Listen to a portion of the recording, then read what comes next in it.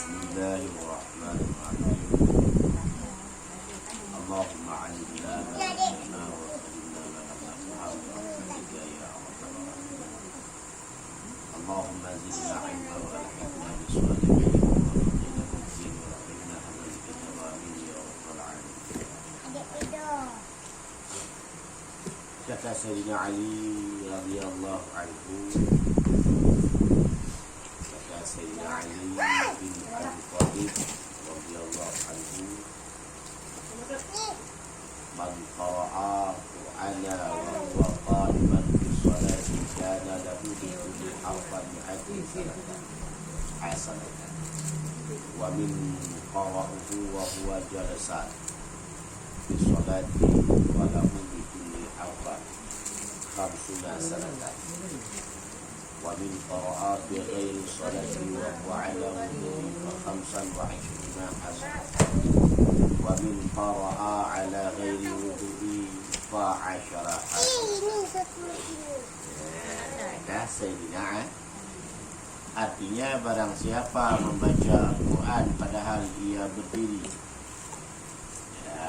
dalam sembahyang, saya adalah baginya dengan tiap-tiap satu huruf itu dibalas 100 kebaikan. Dan barang siapa membaca padahal ia duduk dalam sembahyang,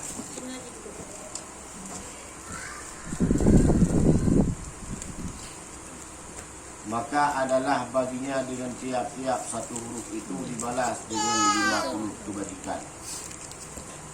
Dan barang siapa membacakan dia pada ketika yang lain daripada sembahyang, padahal ada ia baginya air sembahyang, maka ia itu dibalas dengan dia 20 kebajikan. Barang siapa membacakan dia dengan tiada air sembahyang, maka dibalas 10 kebajikan.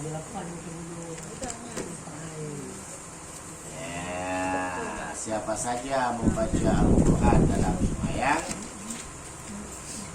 niscaya adalah baginya dengan tiap-tiap satu huruf dibalas 100 kebadi. Dan termasuk baca ayat lama ya, yang dia ujarnya. Kalau kita malas baca ayat dalam sembahyang ya, tiap-tiap satu huruf yang kita bacakan dibalas oleh Allah Ta'ala dengan 100 kebadi. Tuan-tuan, penting dia orang dalam negara.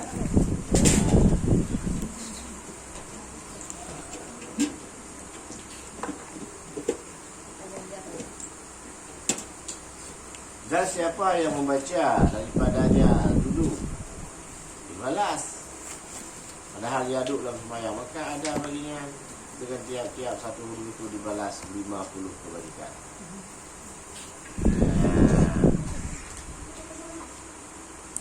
Dan barang siapa membaca dalam ketiga yang lain daripada sembahyang, padahal ada bagian ayat sembahyang, waktu yang lain bukan dalam semua ada ayatnya, maka dibalas dengan 20 kebaikan, 25 kebaikan per satu huruf. Ya, satu huruf dibalas dengan 25 kebaikan. Man bila kita baca nanti banyak-banyak huruf, berapa banyak kebaikan? Cuma kadang-kadang ya itulah yang namanya hidup, mesti ada rencana. Namanya amal, mesti ada cobaan. Kamu baca ini, orang kan macam-macam tu kan, bermacam alasan timbul. Padahal semuanya itu godaan kepada kita, cobaan. Syaitan kita lah supaya kita jangan membaca Al-Quran. Syaitan kita mencari cara kayak mana caranya supaya kita tidak beribadah, biar dia itu ada kawan.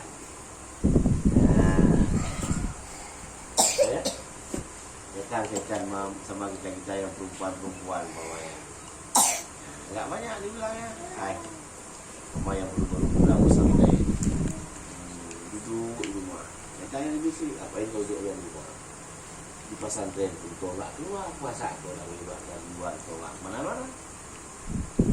Dah mulai dia depan pintu keluar tengok di kanan. dinampakkan, diberikan pemandangan yang lebih indah.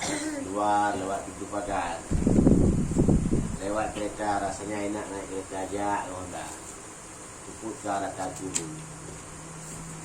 Habis itu mulailah berbuka sedikit demi sedikit. Dari yang makai jilbab, pertama buka di rumah. Rumah ke kamar kampai. Keluar ruang tamu, pelan-pelan, alasan panas, gerah. Putar lagi di pintu, putar lagi di teras. Habis itu pintu pagar. Nah, pelan-pelan. Begitu datang kumpul, baru sibuk lari. Tunggu.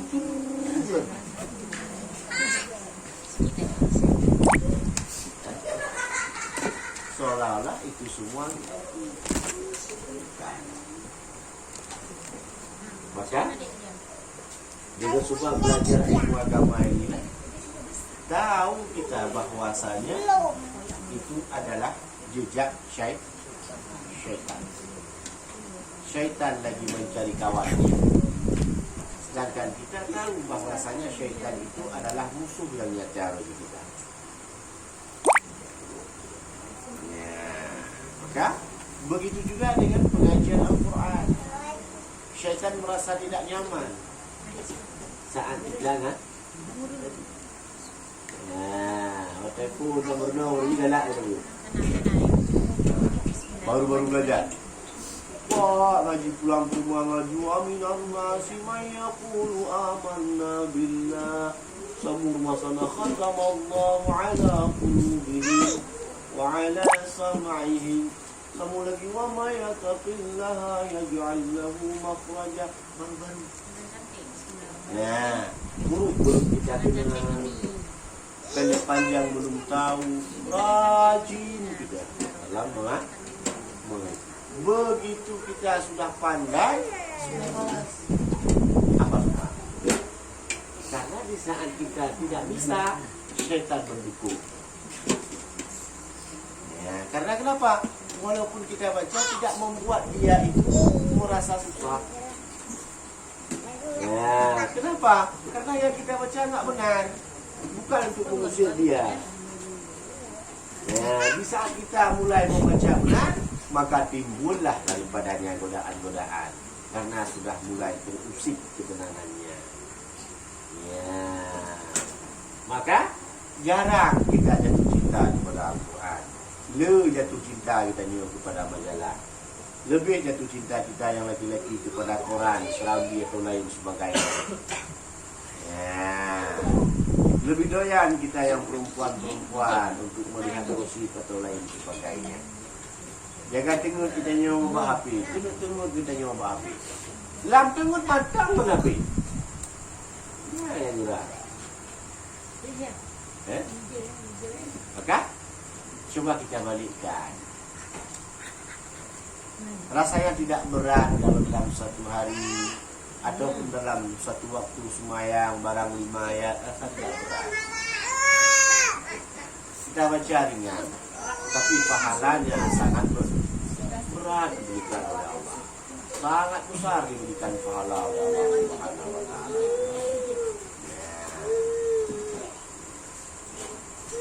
Kan? Bila kita tinggalkan Al-Quran, bila kita tidak belajar, ataupun sudah belajar tidak mau membaca, sama dengan kita meninggalkan daripada jalan yang menuju Allah. Agak tinjak bayan. Dan kelebihan lain daripadanya itu adalah Al-Quran diberikan oleh Allah Ta'ala bagi orang yang membacanya akan ketenangan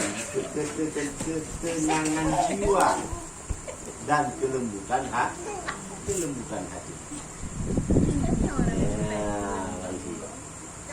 Dia kaji baca Al-Quran turun berikut ayat. Nah, ngomong. Ya Allah.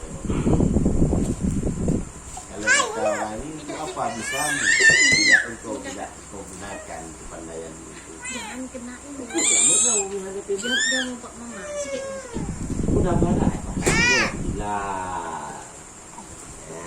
Cuma lagi ibarat dia nak betul tu baik. Napik nak mula. Boleh bayar dah mula. Bawa pen, benar tak Malaysia. Begitu juga dengan ilmu yang lain. Ya, ada ilmu tidak kita gunakan. Ada arti ilmu itu? Ada. Ya. Dia udah nak rumah, perlu dah perlu.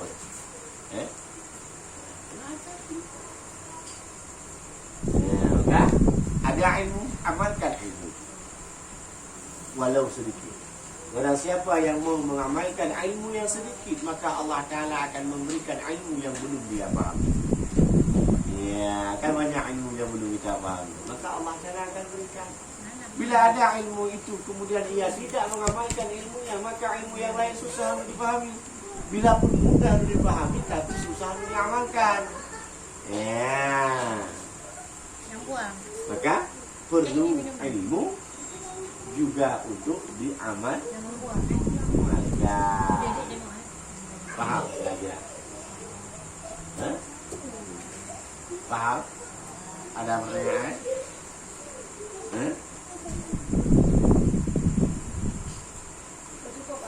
Ya, begitu juga di waktu yang lain, bukan dalam sembahyang, tapi berayat sembahyang diberikan satu itu dengan 25 bagi. Bila baca ada ayat sembahyang 10 bulan. Ya, dan kata Imam Ghazali rahimahullah taala wa tafasil fi muqaddah Quran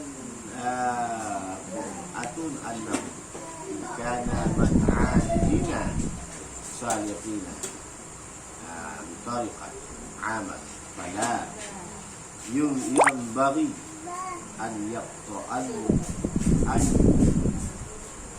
yang qaswa ayun qaswa al khatamatin aswa'i wa in kana min as-salihin bi'amal qalbi wa darbi al-faqli atau min al-mushtakan binashran al-aliman fala bi'asan ayat tasawuf fi asbu'i ala maratan wa in kana nafadha lil fakiri fi ma'ani qur'ani faqad yukfi fi syahri maratan jika dalam hajatin ila kadaran tarbili wa ta'aqwa wa ta'min. Artinya bermudah perkiraan pada kadar membaca Al-Quran itu bahwasanya jika ada ia daripada orang yang adil yang menjalani dengan jalan amal, yakni jalan yang membanyakkan ibadat yang lahir, maka saya bilangnya bahawa jangan mengurangkan ia daripada 2 kali khatam dalam 70 hari. Ya, apabila ada yang membaca itu adalah orang yang abid, ya, orang yang memperbanyakkan ibadat lahir, jangan kurang daripadanya membaca 2 kali khatam dalam 70 hari. Kalau orang yang memperbanyakkan ibadat, dan jika ada ia daripada orang yang salihin yang menjalani dengan segala amal yang dalam hati dan dengan segala bahagia daripada fikir, atau ada ia orang yang masyhur dengan mengajar ilmu yang memberi manfaat, maka tiada mengapa bahawa ia menyampaikan di dalam 70 hari itu atas sekali khatam itu. Beda dengan orang yang mengajar ilmu, orang yang mengerjakan dengan batin, yang memperbaiki dengan segala anggota. Tidak apa bila dia dalam 70 hari itu sekali khatam.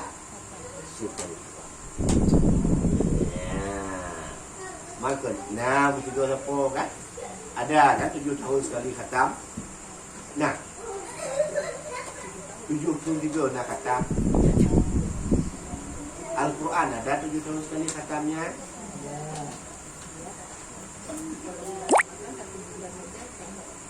Nah, Pak Uji. 7 turun nanti kau.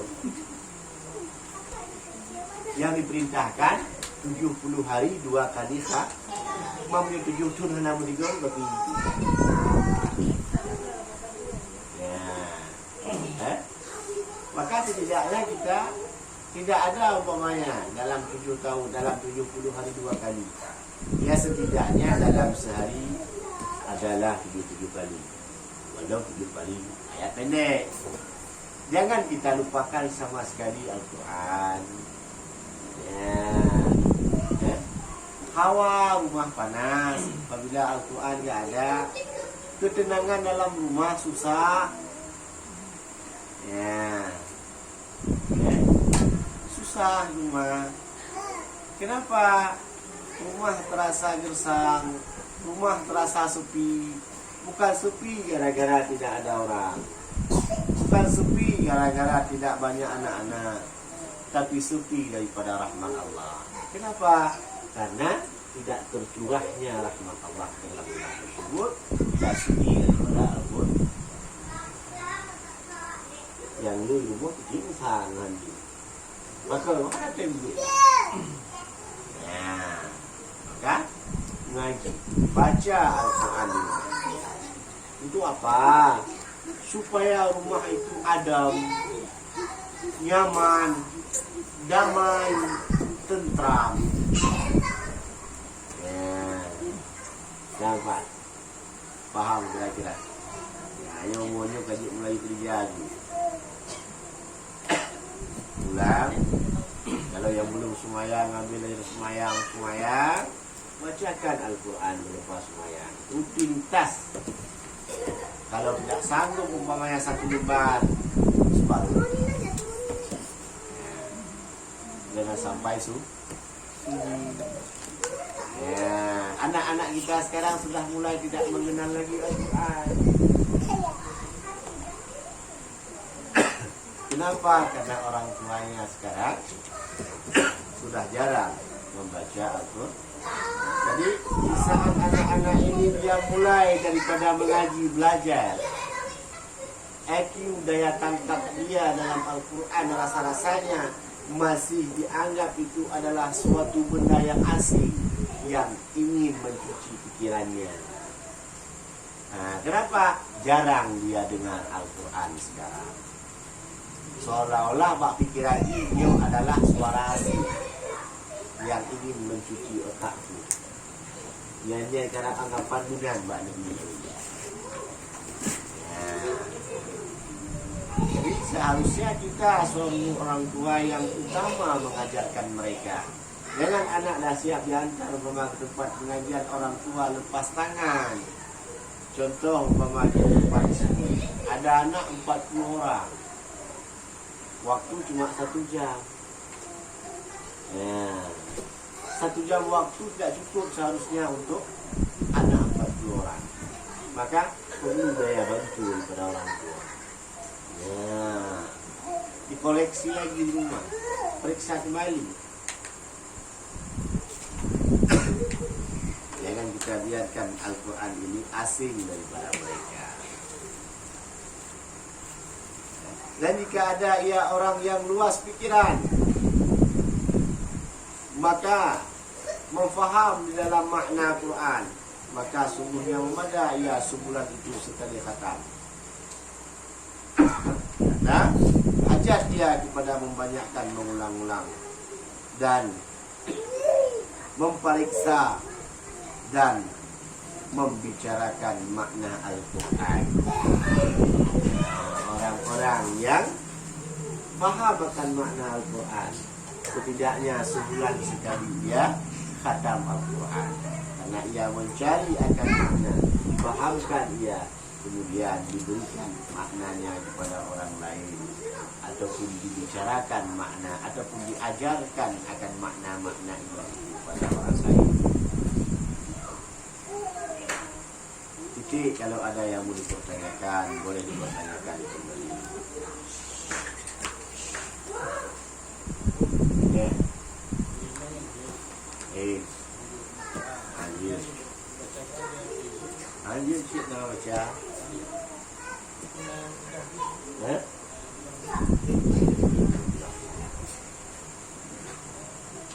Membaca Al-Quran dalam keadaan haid, menyentuh, menegang, yang mengatakan dengan boleh, mungkin dia tidak meniatkan semata untuk membaca, meniatkan untuk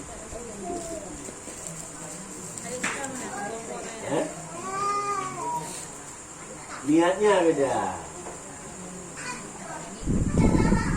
Niat membaca Al-Quran dengan niat tilawah, baca. Niat zikir itu paling daripada mana. Nanti dibolehkan dalam keadaan tidak baca diharamkan, maka dibolehkan itu dengan niat zikir. Tapi ada pendapat yang mengatakan boleh dia membaca demikian bila dia mukhalafah. Lazim dia dengan ayat itu, sering dia baca ayat itu. Nah yang punya memang total lagi juga boleh. Ya, buat syarat niat jadi.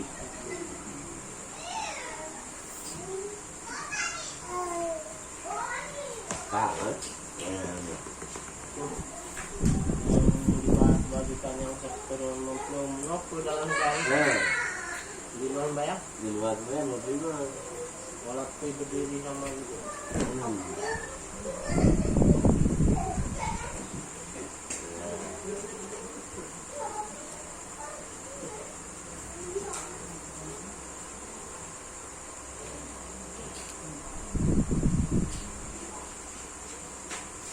Dan adalah Nabi SAW menyuruh akan Sayyidina Abdullah bin Umar radhiyallahu anhu. Ia membaca Al-Quran dalam 7 hari sekali satu khatam. Dan demikianlah beberapa sahabat Nabi SAW bahwa ia membaca Al-Quran tiap-tiap satu Jumat sekali khatam. Seperti Sayyidina Utsman bin Affan radhiyallahu anhu dan Sayyidina Zaid bin Thabit radhiyallahu anhu dan Abdullah bin Mas'ud radhiyallahu anhu dan Sayyidina Abi bin Ka'ab radhiyallahu anhu. Nabi menyuruh daripada Abdullah bin Umar mengkhatamkan Al-Quran dalam 7 hari sekali. Begitu juga dengan sahabat-sahabat yang lain sekali. Ya, seperti Utsman bin Affan, Sayyidina Zaid bin Thabit, dan Sayyidina Abdullah bin Mas'ud, dan Sayyidina Abi bin Ka'ab. Mereka 7 hari sekali khatam Al-Quran. Mereka begitu suka kepada Al-Quran. Dan inilah Sayyidina Utsman radhiyallahu anhu memulai dia pada malam Jumat dengan surat Al-Baqarah hingga kepada kesudahan kepada surat Maidah, dan pada malam Sabtu dengan surat An'am hingga kepada surat Hawad.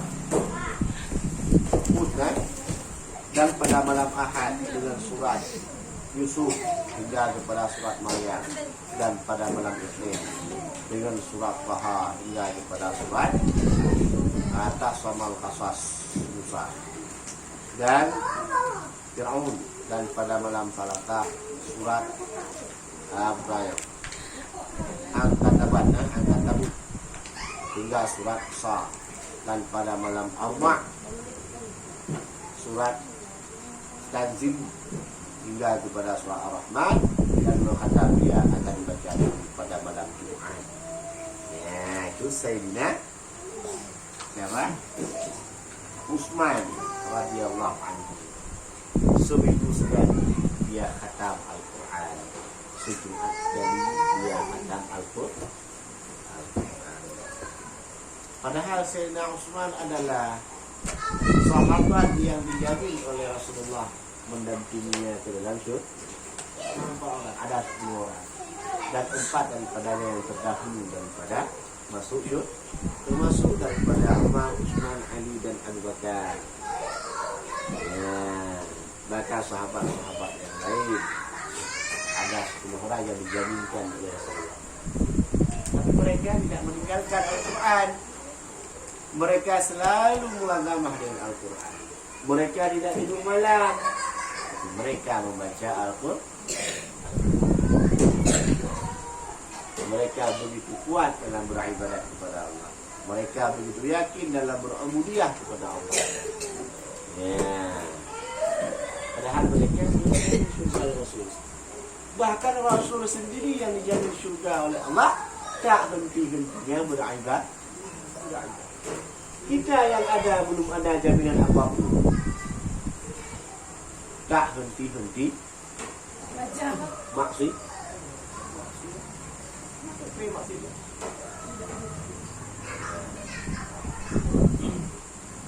Maka coba kita prediksikan ini. Jangan sampai kita terlupa. Paham saja.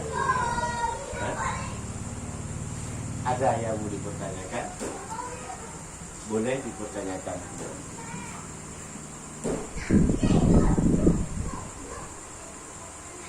Ya, kalau sini. Yang 4. Ada kira-kira?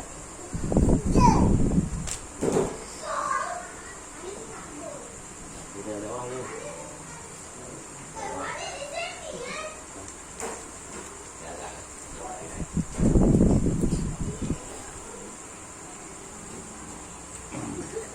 Nah, kalau tidak ada kita pada di sini. Wallahu a'lam bishawab. Kira-kira